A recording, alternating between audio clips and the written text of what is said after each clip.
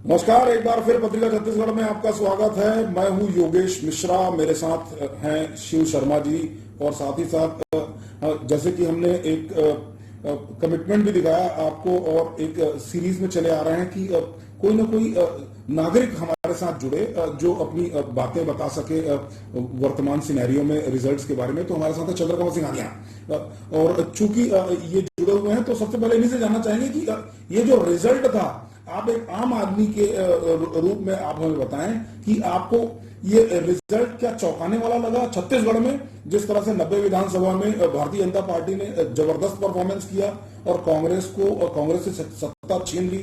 आपको कैसा लग रहा है? क्या ये चौंकाने वाला परिणाम है या आपको यकीन था कि भाजपा वापसी करेगी? नहीं, चौंकाने वाला परिणाम तो नहीं है। उम्मीद थी कि बीजेपी वापसी करेगी, लेकिन 50 की सीट के आसपास का उम्मीद था कि 46 से 50 सीट बीजेपी आएगी। क्योंकि आप अगर गांव का माहौल देखेंगे जाके, इतना ज्यादा जातिवाद, भ्रष्टाचार, मतलब लोग त्रस्त हो गए थे। इनको लग रहा था कि ये सही कर रहे हैं, लेकिन हमें ये समय हमें जोगी की याद आ गई। जो 3 साल जोगी का शासन था, जो गांव में ये स्थिति हो गई थी कि लोग पलायन करने की तैयारी थी कि जोगी आ जाए तो हम छत्तीसगढ़ छोड़ के चले जाएंगे। तो वही जातिवाद की स्थिति जो है ना, इस शासन में 5 सालों में विकास तो कुछ हुआ ही नहीं। विकास नहीं हुआ। जब राजधानी का यह हाल है कि खाली पॉट होल है, रोड तो है ही नहीं। एक बहुत सिंपल बेसिक जरूरत होती है आदमी की रोड। जब राजधानी की हाल है तो बाकी जगह का हाल इमेजिन कर लीजिए। तो अगर आम आदमी की हैसियत से आप बता रहे हैं तो इसको हम समझें कि 2 पॉइंट्स इन्होंने कहा कि भाई एक करप्शन, उस पर लगाम नहीं दिखा, दूसरा डेवलपमेंट वो कहीं शुरू होता नहीं दिखा। शायद इस वजह से लोगों का आम जनमानस का मन डोला होगा। शिव शर्मा जी, आप बताइए कि भाई बीजेपी ने तो सीधा 50 मार दिया इसमें। कांग्रेस तो कहती रही 75 पार, बीजेपी थोड़ा सा हम्बल रही, फिगर डिस्क्लोज नहीं कर रही थी। अब सीधा उसने 50 मार दिया, कम से कम 54-55 के आंकड़े में दिख रही है, अभी आगे चल रही है और फाइनल रिजल्ट तो आएंगे देर रात को। आपको क्या लगता है कि बीजेपी ने वाकई चौंकाया कि अब बीजेपी से ये अपेक्षा थी? देखिए योगेश जी, 75 पार के साथ एक इंटरेस्टिंग फैक्ट जुड़ा हुआ है। पिछली बार अमित शाह ने बोला बीजेपी 75 पार, तो बीजेपी साफ हो गई। इस बार कांग्रेस ने बोला 75 पार, तो कांग्रेस साफ हो गई। हाँ, 75 पार 90 सीटों में। तो आपने तो बिल्कुल नहीं है। जैसे एक समय कहा जाता था कि 13 का आंकड़ा अशुभ होता है, 13 इस्तेमाल ही नहीं करते थे लोग।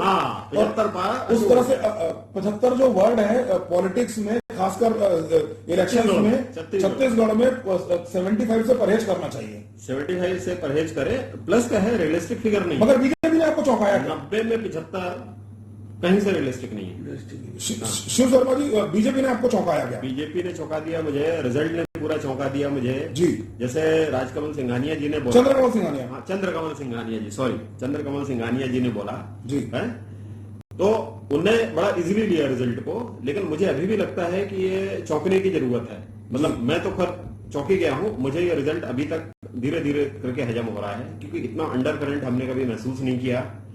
ये हो सकता है कि एंटी इनकम्बेंसी जो थी इतने प्रचंड रूप में हमें नहीं दिख रही थी, लेकिन अंदर ही अंदर थी, जो कि सिंघानिया जी बता रहे हैं। बिल्कुल है, तो मुझे ऐसा लगता है इस वजह से रिजल्ट ऐसा आया होगा। लेकिन बहुत सारी सीटें ऐसी हैं जिसमें कांग्रेस को ऐसा मान के चल रहे थे, इवन बीजेपी वाले मान के चल रहे थे कि कांग्रेस जीतेगी, वो सीटें भी कांग्रेस हार गई है। हम इसको आई एम सॉरी खांसी बढ़ती चली जा रही है, क्योंकि देखिए मौसम में भी बहुत ज्यादा परिवर्तन आता चला जा रहा है। बीजेपी की जीत के जो पटाखे हैं ना, उनका धुआं भी थोड़ा असर कर रहा है, भी खांसी आ रही है। सबसे बड़ी बात है साइक्लोन भी है। साइक्लोन जो चेन्नई के आसपास हिट करने वाला है, वो साइक्लोन भी वेदर को अफेक्ट कर रहा है और आप हम कहीं ना कहीं थोड़ा बहुत खांस रहे हैं, छींक रहे हैं। तो अपनी तबियत का ध्यान दें। मगर चंद्रकमल एक बात और पूछूंगा आपसे, मैं जानना चाहूंगा कि कांग्रेस से क्या अपेक्षा की थी आपने? कांग्रेस कितने सीट तक लाएगी? हम इसी मुद्दे पर स्टिक करते हैं और इसमें इस इंस्टॉलमेंट में इसको कंक्लूड भी करेंगे। कांग्रेस कितनी सीट ला सकती थी इस बार? आपने क्या अंदाजा लगाया था? हमें लगा था कि कांग्रेस 40 से 45 सीट के बीच आएगी, और अगर 46 आ गई और बहुमत ले भी लेगी, तो मैं जो टीएस सिंहदेव बाबा का और जो बघेल जी का जो आम सुनने को मिलता था, हमें लग रहा था कि उम्मीद नहीं है कि कांग्रेस दोबारा सरकार बना पाएगी।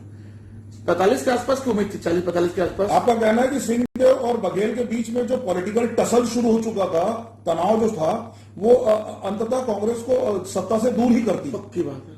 अच्छा, शिव शर्मा आपको क्या लगता है? हम जल्दी से कंक्लूड करेंगे। शिव शर्मा, आप क्या बोलते हैं, कांग्रेस कितना सीट ला सकती थी? इस आपने क्या अपेक्षा की थी कांग्रेस से?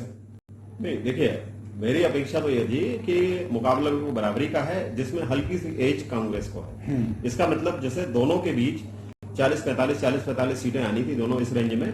हल्की सी एज जो कांग्रेस को थी, इसका मतलब 2-4 सीटें उनकी ज्यादा आनी थी। मेरा ये मानना था। मतलब 45 के प्लस कांग्रेस और 45 के बिलो भारतीय जनता पार्टी। ये मेरा अनुमान था, जो कि फेल हो गया। बिल्कुल। देखिए, पूरे चुनाव के दरमियान छत्तीसगढ़ के चुनाव की एक खूबी ये थी, मैं आपको बता दूं, कि पूरे चुनाव के दरमियान सिर्फ एक ही वर्ड का टोन सेट किया गया था, वो था नेक एंड नेक फाइट होगा भारतीय जनता पार्टी और कांग्रेस में। वही दिखा शुरू में, लेकिन भारतीय जनता पार्टी ने जिस तरह से बढ़त कायम की 2 घंटे के बाद शुरुआती काउंटिंग के बाद, उसके बाद जो बढ़त कायम की, वो बढ़त बढ़ती चली गई और 12, 14, 15 सीट का फासला जो बढ़ता चला गया, वो आपको आज दिख रहा है। देर रात तक सारा रिजल्ट आ जाएगा और इस इंस्टॉलमेंट में इतना ही। अगले इंस्टॉलमेंट में बात करेंगे कि और क्या क्या फैक्टर्स बन रहे हैं या बने कांग्रेस और भारतीय जनता पार्टी के जीत हार के।